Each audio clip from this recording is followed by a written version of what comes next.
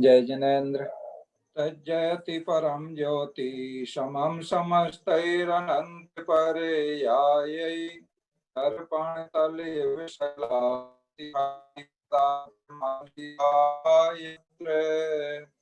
श्री पुरुषार्थ सिद्धि उपाय जी ग्रंथ में आचार्य श्री अमृत चंद्र स्वामी जी महाराज द्वारा सम्यक दर्शन के 8 अंगों की व्याख्या के अंतर्गत हमने 6 अंगों के बारे में समझ लिया है। क्रमशः निशंकित, निकांक्षित, निर्विचिकित्सा, अमर दृष्टि, उपगूहन और स्थितिकरण अंग। और आज हम वात्सल्य अंग और प्रभावना अंग का लक्षण समझेंगे। श्लोक नंबर 29 वात्सल्य अंग का लक्षण बताया जा रहा है, दोहराएंगे। अनवरत महिंसायाम अनवरत हिंसायाम शिव सुख लक्ष्मी निबंधने धर्मे शिव सुख लक्ष्मी निबंधने धर्मे सर्वेष्वपि च सधर्मिषु सर्वेष्वपि धर्मेषु परमं वात्सल्यमालम्ब्यम् परमं वात्सल्यमालम्ब्यम्। इसका हिंदी पद नहीं दिया है, इसमें अन्वय अर्थ देखते हैं। शिव सुख लक्ष्मी निबंधने, शिव सुख माने मोक्ष सुख स्वरूप, लक्ष्मी निबंधने माने संपदा के कारणभूत, मोक्ष सुख रूप संपदा के कारणभूत। धर्मे अहिंसायाम माने धर्म और अहिंसा पूर्वक, सर्वेष्वपि सधर्मीषु अपने सभी साधर्मी जनों में, अनवरतम परमं वात्सल्यम आलम्ब्यम, अनवरत माने निरंतर हमेशा उत्कृष्ट वात्सल्य प्रीति का आलंबन करना चाहिए। किसमें करना चाहिए वात्सल्य? धर्म और अहिंसा पूर्वक सभी साधर्मी जनों में, हमें धर्म में भी वात्सल्य का भाव होना चाहिए और सभी साधर्मी जनों में, जो अहिंसा का पालन करने वाले सभी साधर्मी जन हैं, ऐसे अहिंसा धर्म में और साधर्मी जनों में वात्सल्य, उत्कृष्ट वात्सल्य होना चाहिए। देखो, वात्सल्य और उत्कृष्ट वात्सल्य में अंतर है। वात्सल्य की अपेक्षा उत्कृष्ट वात्सल्य श्रेष्ठ होता है। इसीलिए जब छैरालाकार पंडित श्री दौलत राम जी ने वात्सल्य अंग की व्याख्या की तो उन्होंने क्या लिखा? धर्मी सौ गौवच्छ प्रीति सम, माने साधर्मी जनों में गाय और बछड़े के समान वात्सल्य होना चाहिए। अब देखो कितनी बड़ी बात उन्होंने की है, गाय और बछड़े के समान। वात्सल्य तो सभी माताएं अपने बच्चों के प्रति करती हैं, लेकिन किसी मनुष्य का उन्होंने उदाहरण नहीं दिया। उदाहरण दिया तो एक त्रियंच गाय का और उसके बछड़े का उदाहरण दिया। तो यहाँ पर विचार करने की बात यह है कि मनुष्यों में माता अपने बच्चों के प्रति जो वात्सल्य करती है, प्रेम करती है, तो उसमें, और गाय अपने बछड़े के प्रति जो वात्सल्य और प्रेम करती है, स्नेह करती है, उसमें कुछ अंतर है। क्या अंतर है? अंतर हमें समझ में आता है कि माँ का अपने बच्चे के प्रति वात्सल्य तो है, लेकिन उसके पीछे कुछ अपेक्षाएं भी जुड़ी हुई हैं। अपने बच्चों के प्रति अपेक्षाएं रहती हैं कि हमारे बच्चे बड़े हो जाएंगे, जवान होंगे, तो हमें बुढ़ापे में सहारा देंगे। इस प्रकार की अपेक्षा जुड़ी रहती है माताओं की, पिता की। और ऐसी अपेक्षा गाय की अपने बछड़े के प्रति नहीं रहती है। देखो, गाय बछड़ा हो या दूसरे जो भी स्वतंत्र विचरण करने वाले पशु होते हैं, तो उनमें इस प्रकार का परिवार का जिस प्रकार से मनुष्यों में होता है, इस प्रकार का रूप नहीं होता है। गाय के बच्चे बड़े हो जाते हैं, गाय कहीं और चली जाती है, गाय के बछड़े बछड़ी जो भी होते हैं वो कहीं और चले जाते हैं। इसी प्रकार से अन्य भी पक्षियों वगैरह में भी, पक्षी चिड़िया है, कौवा है, तोता है, इस प्रकार के पक्षी कोई भी हैं तो उनके बच्चे होते हैं, और वो बच्चे, उनके जो पक्षी माता पिता हैं वो अपने बच्चों का पालन पोषण भी करते हैं, दाना लाते हैं, चुगाते हैं, खिलाते हैं, सुरक्षा करते हैं, घोंसला बनाते हैं, सब कुछ करते हैं। लेकिन कब तक करते हैं? जब तक वो उनके बच्चे इतने सक्षम और बड़े ना हो जाएं कि स्वयं उड़ करके अपने दाना पानी की खोज कर सकें। और जैसे ही बच्चे बड़े हुए, दाना पानी की खोज करने लायक हो गए, खाने लायक हो गए, तो वो बच्चे कहीं कोई दूसरी दिशा में अलग उड़ जाते, पक्षी माता पिता कहीं और उड़ जाते हैं। फिर ना वो एक दूसरे को जानते हैं, ना पहचानते हैं, ना कोई वास्ता किसी से रहता है। तो गाय और बछड़े की प्रीति निस्वार्थ होती है। गाय का अपने बछड़े से किसी प्रकार का कोई स्वार्थ नहीं होता है। फिर भी वह गाय का बछड़ा हो या अन्य और भी हैं, हिरणी होती है तो अपने हिरणी अपने बच्चे के लिए जान भी न्यौछावर कर देती है। एक बार सिंह से मुकाबला हो गया तो हिरणी आकर के, बच्चा दौड़ भाग नहीं पा रहा था तो हिरणी तो भाग सकती थी, लेकिन वह अपने बच्चे को बचाने की खातिर वहीं पर बच्चे के पास खड़ी हो गई और सिंह से मुकाबला करने के लिए तैयार हो गई। आचार्य श्री मानतुंग स्वामी जी ने इसका बहुत अच्छा वर्णन किया है कि हिरणी अपने बच्चे को बचाने के लिए सिंह से मुकाबला करने के लिए तैयार हो जाती है। उसकी सामर्थ्य नहीं है, जरा भी वो टिक नहीं पाएगी सिंह के सामने, लेकिन फिर भी अपने बच्चे को बचाने के लिए वह इस कार्य के लिए भी अपने प्राण भी चले जाएं, इसके लिए भी तैयार हो जाती है। तो ऐसा जो श्रेष्ठ वात्सल्य है वो उत्कृष्ट वात्सल्य है, तो ऐसा उत्कृष्ट वात्सल्य का आलंबन करना चाहिए। इसे कहते हैं वात्सल्य अंग। ऐसा वात्सल्य होना चाहिए जिसमें किसी प्रकार का कोई स्वार्थ नहीं है। इस प्रकार का वात्सल्य सम्यक दृष्टि धर्मात्मा जीवों में पाया जाता है। और ऐसा जो वात्सल्य है वह मोक्ष सुख स्वरूप संपदा का कारणभूत बनता है। ऐसे धर्म अहिंसा धर्म में साधर्मी जनों में जो परम उत्कृष्ट वात्सल्य रहता है तो वह मोक्ष मार्ग में आगे बढ़ाता है। श्लोक दोहराएंगे। अनवरत महिंसायाम शिव सुख लक्ष्मी निबंधने धर्मे सर्वेष्वपि च सधर्मेषु परमं वात्सल्यमालम्ब्यम्। और अब सम्यक दर्शन का 8वां और अंतिम अंग प्रभावना अंग का लक्षण हम समझेंगे। श्लोक दोहराइए। आत्मा प्रभावनीयो आत्मा प्रभावनीयो रत्नत्रय तेजसा सततमेव रत्नत्रय तेजसा सततमेव दान तपो जिन पूजा दान तपो जिन पूजा विद्यातिशयश्च जिन धर्म विद्यातिशयश्च जिन धर्मः आत्मा की करना प्रभावना सतत तेज रत्नात्रय से जिन शासन की अतिशय विद्या पूजा दानशील तप से। देखो, आत्मा की प्रभावना करना, ये प्रभावना अंग कह रहा है। 2 प्रकार की प्रभावना यहाँ पर बताई गई है। एक तो आत्मा की प्रभावना करना और दूसरे जिन शासन की प्रभावना करना।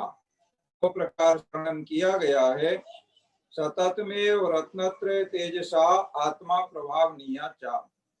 निरंतर ही रत्नत्रय के तेज से स्वयं को प्रभावना युक्त करना चाहिए। देखो, स्वयं की माने आत्मा की। स्वयं मैं कौन हूँ? मैं आत्मा हूँ। जब हम गुजरात में प्रवचन करने गए, अहमदाबाद में, विजयनगर में रहे हम 3 साल लगातार पर्यवेक्षण में 10 दिन, तो वहां पर गुजराती में बच्चों को पाठशाला पढ़ाते थे पंडित जी। तो वहां पर आत्मा का वर्णन पाठशाला में बच्चों को याद कराते थे आत्मा की परिभाषा, तो बोलते थे हूँ आत्मा सू, माने मैं आत्मा हूँ, ऐसे गुजराती में बोलते हैं। तो मैं कौन हूँ? मैं शरीर नहीं हूँ। मैं वर्तमान में व्यवहार में जो नाम है, काम है, गोरा काला आदि रूप है, ये सब मैं नहीं हूँ। मैं कौन हूँ? मैं तो स्पर्शी अरूपी आत्मा हूँ। ऐसा अपने स्वरूप को जान करके अपने आत्मा की प्रभावना करना। तो आत्मा की प्रभावना कैसे करना? निरंतर ही रत्नत्रय के तेज से आत्मा की प्रभावना होती है। सम्यक दर्शन से, सम्यक ज्ञान से, सम्यक चारित्र से। ये तीन रत्न हैं जिसे हम संयुक्त रूप से रत्नत्रय कहते हैं। इनसे आत्मा की प्रभावना करना चाहिए। और जिन शासन की प्रभाव, जिन धर्म भगवान तीर्थंकर देव का कहा हुआ जो धर्म है, वह जिन शासन है। हम वर्तमान शासन नायक महावीर स्वामी को बोलते हैं ना, तो महावीर स्वामी का शासन कब से प्रारंभ हुआ? यहाँ पर माता जी का चातुर्मास हुआ था और माता जी ने ये प्रश्न पूछा कि महावीर स्वामी का शासन कब से प्रारंभ हुआ, ऐसे प्रश्न माता जी पूछती थी। तो बताने के लिए मौका दिया गया, तुमने अपना बताया, तो किसी का भी उत्तर सही नहीं आ रहा था। सभी लोगों ने, समाज की महिला पुरुष जितने लोग बैठे थे, सबने कोशिश कर ली। फिर अंत में माता जी बोली अब तो शास्त्री जी बताएंगे। तो फिर हमने माता जी को बताया, मतलब उत्तर जवाब दिया इस प्रश्न का कि महावीर स्वामी का शासन कब से प्रारंभ हुआ। तो गलती वहां पर क्या हो रही थी? कोई बोल रहे थे जिस दिन महावीर स्वामी को केवल ज्ञान हुआ उस दिन से हुआ। कोई ने कहा जिस दिन महावीर स्वामी का जन्म हुआ उस दिन से महावीर स्वामी का शासन प्रारंभ हो गया। कोई ने कहा कि जिस दिन महावीर स्वामी को मोक्ष हुआ उस दिन से महावीर स्वामी का शासन प्रारंभ हो गया। तो ऐसा नहीं है, ये उत्तर सही नहीं थे। सही उत्तर क्या है? जिस दिन पहली बार भगवान महावीर स्वामी की दिव्य ध्वनि होना प्रारंभ हुआ उस दिन से भगवान महावीर स्वामी का शासन प्रारंभ हुआ, ये सही उत्तर है। और महावीर स्वामी की दिव्य ध्वनि श्रावण शुक्ल प्रतिपदा को राजगिरी नगर में विपुलाचल पर्वत के ऊपर समोशरण में प्रथम बार उनकी दिव्य ध्वनि हुई।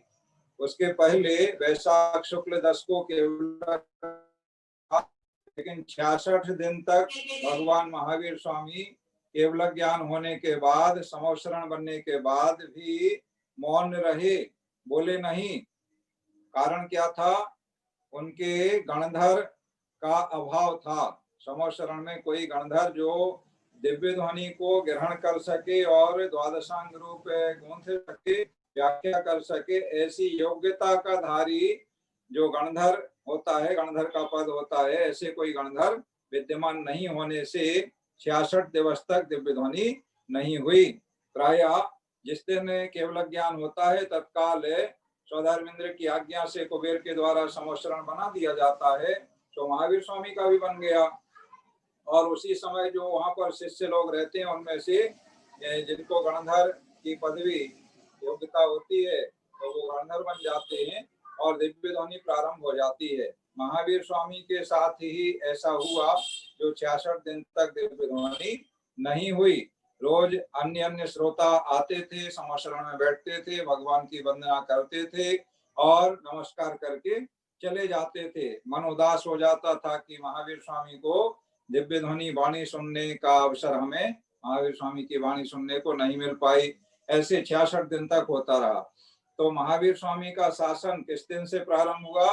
श्रावण शुक्ल प्रतिपदा को, एक दिन पहले जो आषाढ़ शुक्ल श्रावण कृष्ण की प्रतिपदा से हुई शुरू और शासन शुरू हुआ। और आषाढ़ की पूर्णिमा को गौतम गणधर आकर के और दीक्षा ग्रहण किए। मतलब गौतम में जो इंद्रभूति गौतम थे वो आए और उन्होंने उनको सम्यक की प्राप्ति हुई, आप लोग को पता है। तो जिन शासन, ये जिन शासन कहलाता है, मतलब उस दिन से महावीर स्वामी का शासन प्रारंभ हो गया। और उस दिन के पहले तक जब दिव्य ध्वनि महावीर स्वामी की प्रारंभ नहीं हुई उस समय पूर्व में चल रहा था, तो पार्श्वनाथ का शासन चलता रहा या पार्श्वनाथ का तीर्थ चलता रहा। तो महावीर स्वामी का जन्म पार्श्वनाथ स्वामी के तीर्थ में हुआ या पार्श्वनाथ के शासन में हुआ, और हम लोगों का जन्म महावीर स्वामी के शासन में या महावीर स्वामी के तीर्थ में हुआ, ऐसे हम इसे कह सकते हैं।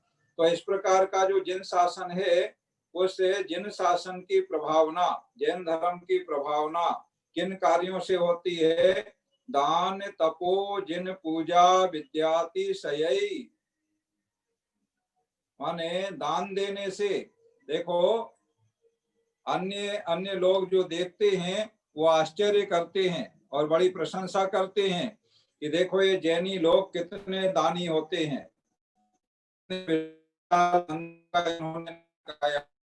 करोड़ों रुपया बड़े बड़े पंच कल्याण कराते हैं, विधान कराते हैं और दूसरे दूसरे बड़े भव्य आयोजन कराते हैं। कैसे गगनचुंबी शिखरबंद जिनालय बनवाते हैं, कैसी विशाल विशाल प्रतिमाएं बनवाई गई। बैटरी लो हो गई 10%, कैसी विशाल प्रतिमाएं बनवाई गई हैं, इस प्रकार की चर्चा करते हैं और प्रशंसा करते हैं। अभी कुछ समय पूर्व मांगी तुंगी में कितनी विशाल प्रतिमा 108 फीट की एक पाषाण में, एक शिलाखंड में पहाड़ को काट करके प्रतिमा बनाई गई। बहुत बड़ी बात है। 1000 से अधिक साल हो गए बाहुबली स्वामी की प्रतिमा, कितनी बड़ी बात है। ऐसी भव्य प्रतिमाएं, विशाल प्रतिमाएं एक पाषाण में निर्माण करा दी है। तो इस प्रकार की दान और तप विद्यासागर महाराज, अन्य अन्य जैन मुनि, कितनी सर्दी पड़ती है फिर भी नग्न रहते हैं, एक कपड़ा तक नहीं पहनते हैं, ओढ़ते हैं, कुछ नहीं करते हैं। इस प्रकार से 24 घंटे में एक बार भोजन पानी लेते हैं। इसके बाद कितनी भी गर्मी पड़ती रहे दोबारा पानी तक नहीं पीते हैं। और कैसे सारे देश में अपने पैरों से चल के जाते हैं, किसी वाहन में कभी नहीं बैठते हैं, पैरों में जूते चप्पल भी नहीं पहनते हैं। उसी सड़क पे जिसपे हम कभी पैर नहीं रख सकते हैं बिना चप्पल जूते के, उस पे वो सारी जिंदगी और हजारों हजारों मीलों की यात्रा कर लेते हैं। इस प्रकार से मुनियों की और श्रावकों की कैसे उत्कृष्ट श्रावक होते हैं, उपवास करते हैं, एकासन करते हैं और अहिंसा आदि अनुव्रतों का पालन करते हैं, महान महान होते हैं। रात में तो कभी खाते नहीं हैं, पानी तो छान छान के पीते हैं। कितने अच्छे आचरण करने वाले होते हैं ये जैनी लोग। इस तरह से तप और ऐसी जिन पूजन, रोज सुबह से उठ के अभिषेक पूजन करते हैं। जब दूसरे लोग सो के भी नहीं उठे होते हैं तो ये जैनी लोग मंदिर में पहुंच जाते हैं, इनके मंदिर का घंटा बजने लगता है, माने भगवान का अभिषेक होने लगा, आसपास के सब लोग जान जाते हैं। तो इस प्रकार से बड़ी प्रशंसा होती है। और विद्या के अतिशय से जो हमें ज्ञान विद्या आदि की प्राप्ति हुई है, तो उसके माध्यम से हम लोगों को जागरूक करके और अपने जिन धर्म की प्रभावना करते हैं, करना चाहिए। इस प्रकार से प्रभावना अंग में 2 प्रकार से प्रभावना करने की बात की गई है। तो जो सम्यक दृष्टि है वो सदा इस कार्य में लगे रहते हैं। मुनिराज तो विशेष रूप से रत्नत्रय के द्वारा आत्मा की प्रभावना करते हैं, यानी आत्मा को और श्रेष्ठ बनाते हैं, गुणों से युक्त बनाते हैं, कर्मों का क्षय करते हैं। और श्रावक लोग अपने दान से, तप से, जिन पूजा से, विद्या के अतिशय आदि से जिन धर्म की प्रभावना करते हैं। इस प्रकार से प्रभावनांग की बात यहाँ पर समझाई गई है। एक बार श्लोक दोहरा लेते हैं। आत्मा प्रभावनीयो रत्नत्रय तेजसा सतत मेवो, दान तपो जिन पूजा विद्यातिशयश्च जिने धर्म है। और इस प्रकार सम्यक दर्शन के 8 अंगों की बात यहाँ पूर्ण हो गई। अब आगे कल से हम सम्यक ज्ञान अधिकार के अंतर्गत सम्यक ज्ञान के बारे में समझेंगे।